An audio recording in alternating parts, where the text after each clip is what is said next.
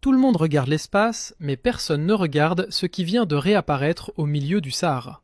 En 2026, un balayage radar par intelligence artificielle a révélé que sous le sable de la Mauritanie, l'œil de l'Afrique n'est pas une formation géologique, mais une construction.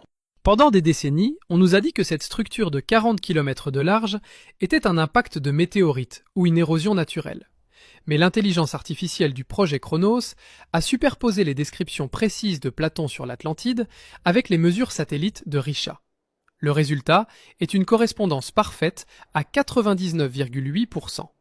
Les trois anneaux d'eau, le canal vers le sud, les montagnes au nord. Tout est là, caché sous nos yeux.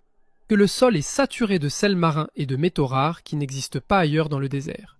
L'intelligence artificielle a détecté des cavités géométriques à 50 mètres sous le sable, formant des circuits qui ressemblent étrangement à des microprocesseurs géants. Était-ce une ville ou une source d'énergie massive? Pourquoi la zone est-elle si difficile d'accès? Pourquoi aucune fouille officielle n'est autorisée par les grandes institutions? Si nous prouvons que l'Atlantide était en Afrique, toute la chronologie de l'humanité s'effondre. Nous ne sommes pas la première civilisation technologique, nous sommes juste les derniers arrivés. Allez sur Google Earth aux coordonnées que j'ai mises en commentaire.